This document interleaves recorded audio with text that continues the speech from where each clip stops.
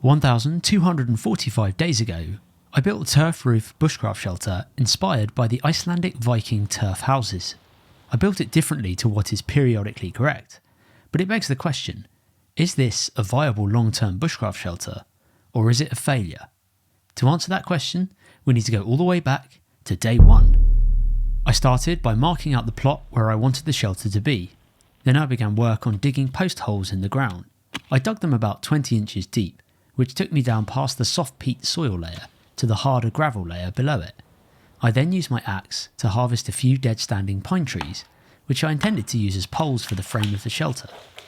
The forest I am in consists mostly of Scots pine trees. It's really overcrowded, so thinning them out like this will help benefit the woodland in the long run, and create stronger, taller pine trees. The younger trees aren't getting enough light, and so they often die off as a result. I then got to work on sawing the logs to length and burying these in the ground. The aim was to make an A-frame style shelter with a long pitched roof on one side which would run all the way to the ground. The purpose of this was to maximise the storage area inside the shelter. As I started burying the posts, I noticed a tiny beech sapling growing in the middle of the plot. I decided to gently remove this and replant it in an area of woodland that gets more light, in the hope that one day it might grow into a giant majestic tree, although I probably won't be alive by that time to see its true beauty. I used a charred stick from the fire to roughly mark out some tenon joints on the top of the posts. Then I used a saw to cut the joints to the right depth and used the knife to pop off the pieces of wood. Then it was time to get the draw knife out, which I used to strip off the bark on the lower area of the log. This would be the part that would go into the ground. I repeated the process of all the other posts that would be going into the ground. The next step was to get the fire going and start to burn off the ends of the logs that the bark was removed from. This is an ancient Japanese technique of preserving wood for a very long time. Removing the bark helps to stop bugs from eating away at the log and weakening it, whilst at the same time, charring the wood helps to make it more rot resistant when it is buried in soil and also helps to delay decomposition. With all of the posts prepared, I dropped them into the post holes and checked they were level. Then I marked out the mortise holes which the tenons would fit into. I used a 1-inch hand auger to drill a few holes into what would be the horizontal beams of the frame. I then used a chisel to remove the remaining bits of wood.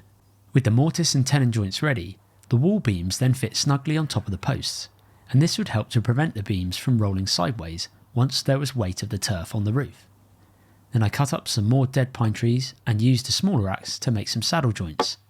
These were going to be the rafters that would sit on top of the wall posts and ridge beam and run all the way to the ground.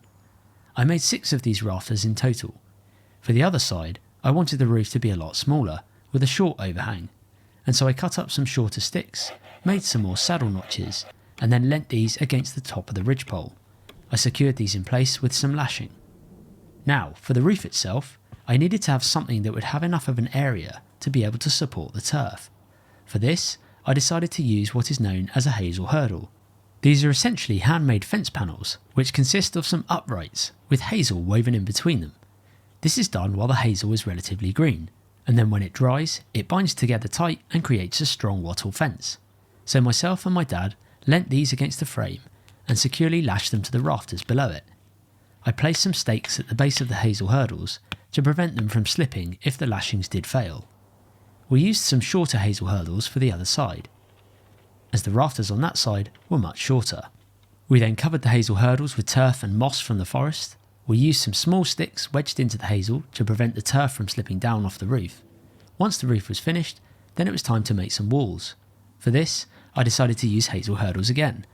Although it is a time-consuming process making the hazel hurdles in the first place, the end result is effective, and I felt they really gave an authentic look to the shelter. We secured these in place by knocking the vertical uprights into the ground and then lashing them to the frame. We decided to build a small fence at the side of the shelter where it meets the ground, as we felt that deer might be encouraged to walk up the roof of the shelter and browse on the grass of the turf. With the exterior of the shelter complete, all that was left was to make a sleeping area inside. For this, I used 2 large logs to make a raised platform and then cut some longer logs to make the bed. I secured these in with some stakes. So, nearly 3.5 years later, how is this shelter holding up? Is the living roof still growing? And can it be a viable long-term bushcraft shelter? What exactly does it look like today? Well, to start with, the front of the roof on the right hand side has started to break. This is probably due to the fact that there is too much weight on the overhanging section of the roof. At first I thought the roof had just sagged, but it appeared that some of the sticks in the hazel hurdle had actually snapped clean. The grass on the roof itself had totally died off. This didn't surprise me as such, because I had a feeling that bugs would move around under the turf and break up the soil, which would eventually fall through the gaps in the hazel hurdles. However, on close inspection, I did notice tiny blades of grass starting to grow again. This could be down to there being a large amount of pine needles and debris that have dropped onto the top of the roof, which are likely breaking down and potentially adding more nutrients to the soil layer. Moss was also starting to grow back, especially on the top of the roof, and it looked like it was beginning to work its way down the roof. So perhaps it might continue to grow. As for the frame itself, it felt solid. There was very little movement when I went to rock it, and what pleased me most of all was the vertical upright posts that supported the entire structure. These were in great condition still. The burnt ends of the logs showed very little signs of decomposition and were still structurally sound, which told me it was worth the effort taking off the bark and burning the ends. As for the wattle walls, these were still intact on the front of the shelter, but I did notice that there was a large hole on part of the longer roof section. I suspect that this might have been vandalised deliberately, with someone trying to walk up the roof of the shelter. A few months ago, our small pallet wood cabin was broken into, and this shelter is only 50 yards or so away from it, which suggests that this shelter was damaged deliberately too. The rafters below were still solid and could take my body weight. The rear of the shelter had lost some turf on the roof, but it still looked untouched. If I pushed the shelter from the back, there was still some racking, so it would have been better if I had built some more purlins and diagonal windbraces inside to help prevent the rocking motion of the shelter. As I stepped inside, I could see that actually the turf roof was really not that effective. Plenty of turf and moss had fallen through, which left gaping holes, especially along the ridgeline of the shelter.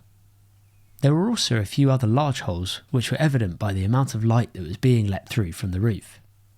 Sadly, the bed had also been vandalised and broken up.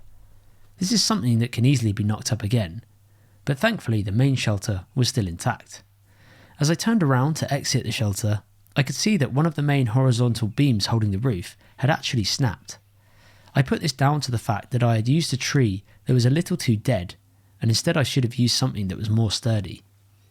So, to answer the question, would this be a viable long-term shelter to stay in? I would say probably not. Given its current condition, it has deteriorated a fair amount. Now, this is in part due to neglect. I've not been to this shelter for nearly 2 years, and so I would have maintained it a lot more if I had been here more. But at the same time, the actual design of the roof could have been a lot better. There's not enough support for the rafters. And whilst my design takes inspiration from the Icelandic Viking houses, they were built with large chunks of earth which would have been layered on top of each other like bricks to form a solid, thick wall. This would then have easily supported the weight of the turf roof. However, I did learn some valuable lessons from this build, and it was a great experience trialling out some different techniques and drawing inspiration from those that would have built their homes using materials found in the land around them. So thank you for watching this episode. If you would like to watch the full series of this shelter build, I'll put a link to it in the video description below. And if you haven't already, subscribe to my second YouTube channel called Life of Mike, which features more varied content and behind the scenes footage, as well as our sister YouTube channel, TA Fishing, for weekly fishing videos. I appreciate you watching this episode, and there's a few more shelters that I've got to visit to see how they've got on over the years. Thank you for watching, and I'll see you guys in the next one.